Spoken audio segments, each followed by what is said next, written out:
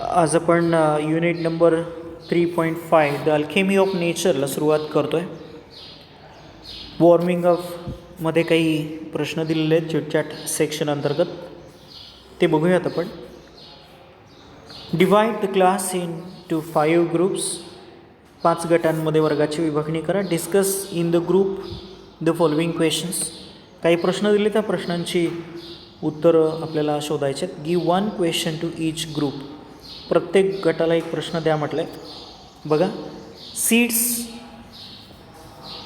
रिजर्मिनेट from another seed. Plants and flowers wilt and become one with the earth. Cacti thrive in the desert region. Bare nature turns green in spring. Caterpillar turns into butterfly. Each group will present their discussion in front of the class.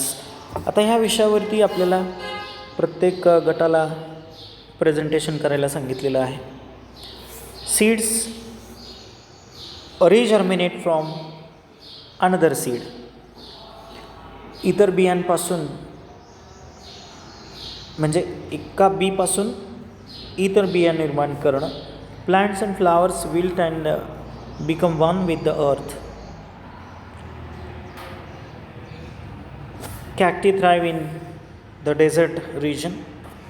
वाळवंटामध्ये कॅक्टसचं जे झाड येतं तर त्याच्याबद्दल. Bare nature turns green in spring. वसंत ऋतूमध्ये निसर्ग हिरवागार होतो. Caterpillar turns into butterfly. सुरवंट म्हणतो आपण, त्याचं रूपांतर हे बटरफ्लायमध्ये होणं. तर ती काय प्रक्रिया आहे त्याच्यावरती चर्चा करायला सांगितलेली आहे. Role of nature. निसर्गाची भूमिका. Discuss in pair the role played by nature and complete the wave diagram. Role of the nature. Nature the best teacher. म्हणजे त्यातला एक जो निसर्गाचा रोल आहे तो म्हणजे द बेस्ट टीचर. कशा पद्धतीनं तो बेस्ट टीचर आहे ते आपल्याला या मुद्द्यांमध्ये लिहायचं आहे. त्याच्यानंतर रोल ऑफ नेचर म्हटले, निसर्गाची भूमिका वेगवेगळ्या आहेत. जसं की इथं बेस्ट टीचरची भूमिका आहे, तशा कोणकोणत्या भूमिका आहेत त्याच्या, तर त्या भूमिका इथं द्यायच्या. Look at the following things. Discuss with your friend what you learn from them. मित्रांबरोबर चर्चा करा की खालील गोष्टींपासून आपण काय शिकतो. अ बी, मधमाशी. ॲन ईगल, गरुड. अ क्रीपर, वेलीपासून काय शिकतो. द रिव्हर, नदीपासून, सरितापासून. रेनफॉल, पावसापासून आणि सूर्यापासून. कोणकोणत्या गोष्टी आपण शिकतो ते या ठिकाणी सांगायचं आहे. प्रत्यक्ष लेसनला पण सुरुवात करू. The alchemy of nature. अगदी सुरुवातीला विल्यम ब्लेक ह्या इंग्रजी कवीच्या काही ओळी दिलेल्या आहेत. To see a world in a grain of sand and a heaven in a wild flower. Hold infinity in the palm of your hand and eternity in an hour. We instinctively turn to outdoor activities and nature as a way of relaxing and enhancing our well-being. Nature soothes and nurtures. Nature fulfills and motivates. Nature whispers and commands. बघा, अगदी सुरुवातीला सांगितले की we instinctively turn to outdoor activities. Instinctively याचा अर्थ काय? उपजतपणेच, ज्याला आपण स्वाभाविक म्हणतो. आपण आपला स्वभाव आहे की 4 भिंतींच्या आतमध्ये राहणं आपल्याला पसंत नाही किंवा आवडत नाही, तर आउटडोअर ॲक्टिव्हिटीजमध्ये आपण सहभागी होतो. And nature as a way of relaxing. निसर्गाकडं आपण एक रिलॅक्स होण्याचा मार्ग म्हणून पाहतो. And enhancing our wellbeing. आणि आपल्या आनंदामध्ये आपण भर घालत असतो. वेलबिईंग याचा अर्थ आनंद किंवा सुख. या सुखामध्ये आपण भर घालतो. एनहान्स म्हणजे भर घालणं किंवा वाढवणं. बहुधा काय होतं की या धकाधकीच्या जीवनामध्ये आपण आपलं सुख हरवून बसलो आहे, किंवा ज्याला आपण आनंद म्हणतो तो हरवून बसलेलो आहे. आणि मग केवळ टी व्ही असेल, मोबाईल असेल, किंवा इतर काही इलेक्ट्रॉनिक्स गॅझेट्स असतील की जे आपल्याला आनंद देतात, जे आपल्याला सुख देण्याचा प्रयत्न करतात, खरंच सुख किंवा आनंद देतात का ती साधनं? तर त्याचं उत्तर नाही म्हणून येईल. मग खरा आनंद कुठे मिळतो आपल्याला? किंवा ताणतणावाचं व्यवस्थापन करण्यासाठी, किंवा ताणतणाव जो आपल्या मनामध्ये साचला आहे त्याचा निचरा करण्यासाठी एक रिलॅक्सिंग, ज्याला आपण म्हणतो की अगदीच ह्या सगळ्यांपासून आराम मिळण्याचं एकमेव ठिकाण म्हणजे निसर्ग. म्हणजे आपण घराबाहेर पडतो आणि निसर्गाच्या सानिध्यात जातो, त्यावेळेस खऱ्या अर्थानं आपल्या आनंदामध्ये भर पाडण्याचं काम हा निसर्ग करत असतो आहे. म्हणजे निसर्गातली फुलं असतील, निसर्गातली झाडं असतील, निसर्गातली हिरवळ असेल, किंवा आकाशातील सप्तरंगी इंद्रधनुष्य असेल, पाऊस आहे, हिरव्यागार टेकड्या आहेत, किंवा उंचावरून कोसळणारे धबधबे आहेत, हे सगळं पाहिल्यानंतर मनाला अत्यंत रिलॅक्स वाटतं. आपण त्याचा भरभरून आनंद घेतो आणि आपल्या मनातील दडपण किंवा आपल्या मनावरचा स्ट्रेस, ताण हा कमी व्हायला मदत होते. अशा अर्थानं नेचर सूथ्स अँड नर्चर्स. निसर्ग आपल्या मनाला हळूवारपणे ताणतणावातून बाहेर काढतो, फुंकर घालतो आपल्या दुःखांवरती, आपल्या ताणतणावावरती. अँड नर्चर्स, आणि आपलं मानसिक पालनपोषण करण्याचं काम निसर्ग करत असतो. नर्चर याचा अर्थ पालनपोषण करणं. Nature fulfils. निसर्ग आपल्याला पूर्णत्व देतो. निसर्गाशिवाय आपण पूर्ण असूच शकत नाही. निसर्गाच्या सानिध्यात राहणं म्हणजे आनंदाचा वर्षाव झेलल्यासारखा आहे. Nature motivates. निसर्ग प्रेरणा देतो. म्हणजे तो मनाला, दुःखी मनाला, ताणतणावयुक्त मनाला फुंकर घालतो, मनाचं पालनपोषण करतो, पूर्णत्व देतो. एवढंच नाही तर चालना किंवा प्रेरणा देखील देतो. Nature whispers. निसर्ग तुमच्या कानामध्ये कुजबुजतो, काहीतरी सांगतो. And commands. कधीकधी अगदी तो तुम्हाला आज्ञासुद्धा देतो, तुमच्यावरती कमांडसुद्धा गाजवतो. Are you listening? तुम्हाला ह्या निसर्गाचं बोलणं ऐकायला येतं आहे? ऐकताय का तुम्ही?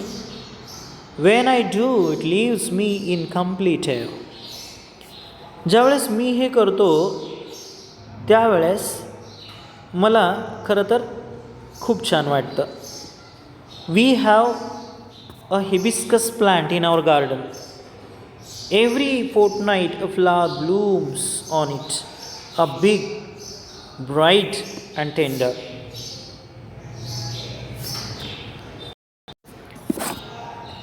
आमच्या बागेमध्ये एक जास्वंदाचं प्लांट आहे, रोपटं आहे. Every fortnight a flower blooms on it. दररोज सायंकाळी त्याच्यावरती फुलं उमलतात. एक फूल उमलतं, मोठं असतं, शुभ्र असतं आणि नाजूक किंवा हळूवार. Through the day it smiles with the sun. म्हणजे अगदी दररोज ते येतं. दिवसभर अगदी सूर्याकडं पाहून ते स्माईल करतं, ज्यात ते अगदी पूर्णपणे फुललेलं असतं. And dances with the wind. छान सूर्यप्रकाश झेलतं, वाऱ्यावरती डोलतं.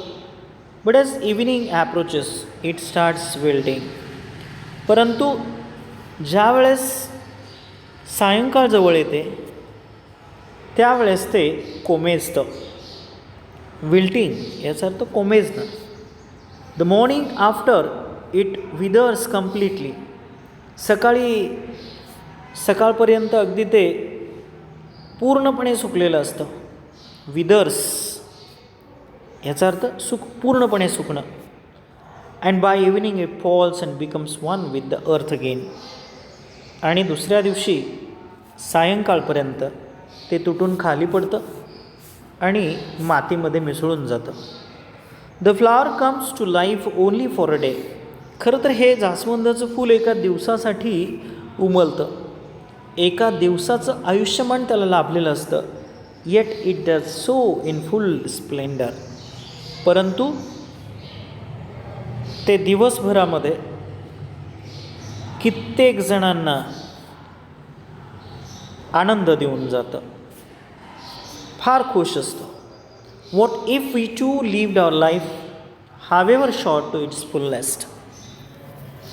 आणि मग जरी आपलं जीवन, आपल्याला लाभलेलं जीवन हे फार थोडं असलं, अल्प असलं, तरी देखील आपण ते पूर्णपणे का नाही जगू शकत? जीवनातला आनंद आपण पूर्णपणे का नाही घेऊ शकत? We went to a rocky beach and saw the spread of the majestic ocean and the rocks alongside carved, sculpted and shaped by the water. बघा, एका खडकाळ बीचवरती आम्ही गेलो आणि पाहिलं की तो अगदी जादुई महासागर पसरला आहे अथांगपणे. And the rocks alongside. आणि किनाऱ्यावरती जिथं सागराचं पाणी येऊन आदळतं तिथले कठीण खडक पाहिले, कार्वड, कोरलेले, sculpted and shaped by the water. पाणी त्या ठिकाणी येऊन आदळून आपटून त्या कठीण खडकाची झीज झालेली आहे आणि त्या खडकांना विशिष्ट आकार प्राप्त झालेत, अगदी कोरल्यासारखे. Water is so gentle. पाणी फार नाजूक म्हणता येईल किंवा सौम्य. Rock so hard. खडक कितीतरी कठीण.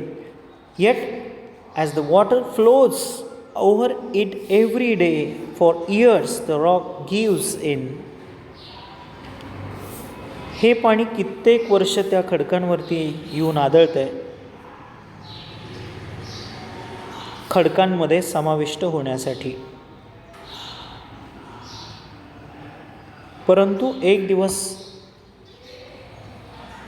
खडक देखील ह्या पाण्याला स्वतःमध्ये सामावून घेतो. It takes the shape that the water commands. आणि मग हा कठीण असलेला खडक पाण्याच्या आज्ञेनुसार स्वतःचं रूप बदलतो, आकार बदलतो. Our problems are so colossal and we are so small if yet we persist. खरं तर आपल्या ज्या समस्या आहेत, प्रॉब्लेम्स म्हणतो आपण, दे आर सो कलोसल, म्हणजे फार मोठ्या प्रमाणात आहेत. कलोसल म्हणजे मोठ्या प्रमाणात आहेत. आपण ह्या समस्या सोडवण्यासाठी फार लहान आहोत, तरी देखील आपण प्रयत्न करत राहतो त्या समस्या सोडवण्यासाठी. We saw small bits of grass peeping through the small cracks in a concrete pavement. आपण सिमेंट कॉन्क्रीटचं पेवमेंट पाहिलेलं असेल, ज्याला आपण पदरस्ता म्हणतो, फुटपाथ, किंवा सोसायट्यांच्या अंगणामध्ये ज्या काही टाईल्स टाकलेल्या असतात त्याच्या ज्या भेगा असतात जिथं टाईल्स एकमेकांना जोडलेले आहेत, तिथं ज्या भेगा आहेत त्या भेगांमधून अगदीच हिरवगार असं छोटे छोटे गवताची पाती डोकावताना आपल्याला दिसतात. पीप याचा अर्थ डोकावणं. It left us thinking. खरं तर ही छोटी छोटी गवताची पाती आपण पाहिलेलं असेल, 2 टाईल्सच्या मधून गवत हळूच वरती आलेलं असतं. आपल्याला ते विचार करायला भाग पाडतं. However impossible things may look, there is always an opening. जरी काही गोष्टी ह्या अशक्य वाटत असल्या तरी देखील शक्यतेचा एखादा मार्ग त्या ठिकाणी निश्चित असतो. We saw a tree bare of all leaves in the cold. थंडीच्या दिवसामध्ये आपण बघतो की संपूर्ण झाड वटलेलं असतं हिवाळ्यामध्ये. We thought its chapter was over. आपल्याला असं वाटतं की आता या झाडाचा खेळ खल्लास झाला, संपलं जीवन त्याचं. But 3 months passed, spring set in and the tree was back to its green majesty once again, full of leaves, flowers, birds and life. परंतु वसंत ऋतूचं आगमन होतं 3 महिन्यानंतर आणि जादुई हिरवळ त्या झाडावरती बघायला मिळते. पुन्हा आणखी एकदा हिरवीगार पानं, फुलं, पक्षी आणि बहरलेलं ते झाडाचं जीवन. What if we too had the conviction that. खरं तर आपणही त्याच पद्धतीनं जर विचार केला तर आपली ही भावना किंवा आपणही त्या पद्धतीनं आपलं वैचारिक जीवन जर ठेवलं तर त्याच ओढीनं आपण ह्या सगळ्या गोष्टी केल्या तर झाडासारख्या. However difficult things are right now, it will not remain so forever. आज कितीतरी कठीण गोष्टी तुमच्या जीवनामध्ये असतील, समस्या असतील, त्या काही तशाच राहणार नाहीत कायमस्वरूपी. लक्षात ठेवा, धिस टू शल पास. हेही दिवस जातील. म्हणजे आपल्याला कठीण समस्यांना आज तोंड द्यावं लागतं आहे. कदाचित उद्या आपले दिवस चांगले असतील. We saw an army of ants lugging a fly which was at least 10 times the ants size. आपण पाहतो की अनेक मुंग्या एकत्र येतात आणि मुंगीच्या जवळपास 10 पटीनं आकारानं मोठी असलेली एखादी माशी ते फरफटत ओढत नेतात. ड्रॅग असा याचा अर्थ आहे. The ants organize themselves around the fly. चहूबाजूंनी ह्या मुंग्या त्या माशीच्या भोवती जमा होतात. Lifted it on frail fillers and carried it to a quite a distance. आपल्या नाजूक अशा खांद्यांवरती म्हणू आपण त्या माशीला उचलतात आणि फ्रायल फिलर्स म्हणजे अगदी किरकोळ पाय, ह्या पायांवरती सगळा भार सहन करतात आणि दूर अंतरापर्यंत घेऊन जातात. Their teamwork and perseverance were impressive. खरं तर त्यांचं सांघिक कार्य आणि चिकाटी ही वाखाणण्याजोगी आहे. What if we too are consistent, organized, focused? जर आपण मानवाने देखील तटस्थ राहिलं, एकत्रित आलं आणि कामावरती फोकस केलं तर हे नाही का घडू शकणार? समस्या पटकन सुटतील ना. Spider webs are delicate yet very strong. कोळ्याचं जाळं जे असतं ते अतिशय नाजूक असतं तरी देखील ते मजबूत असतं. A rainbow colours the entire sky. आकाशामधील इंद्रधनुष्य संपूर्ण आकाशाला रंगीबेरंगी करतो. Oysters take in a grain of sand, they open up with a pearl. Innumerable stars shine across the infinite sky. आकाशामध्ये असंख्य तारे आहेत की जे आकाश उजळवून टाकतात. Clouds take new shapes with every passing moment. आकाशामध्ये दिसणारे ढग प्रत्येक मिनिटाला आपले आकार बदलतात. The wind makes tree dance with unhindered passion. वारासुद्धा अथकपणे झाडांना नृत्य करायला भाग पाडतो. Water without hint of ego changes its form according to the dictates of the sun and the wind.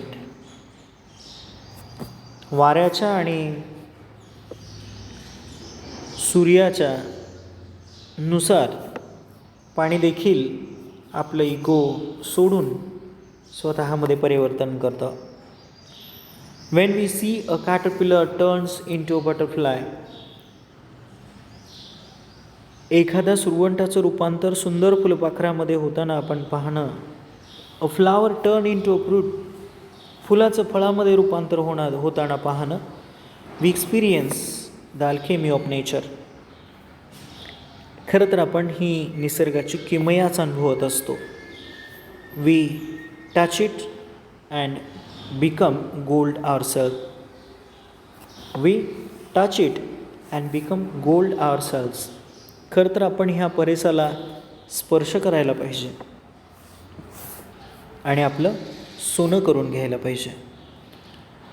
रक्षा भराडिया यांचा असणारा हा लेसन या ठिकाणी संपतोय. म्हणजे खरं तर लेखकानं इथं आपल्याला निसर्गाशी एकजीव होण्यास सांगितलेलं आहे किंवा निसर्गातून काही चांगल्या गोष्टी आपल्याला शिकता आल्या पाहिजेत. निसर्ग हा टीचर म्हणून त्याची भूमिका बजावतो आहे. कधी हळूवारपणे तो आपल्याला सांभाळतो आहे, कधी आपल्यावरती कमांड करतो आहे.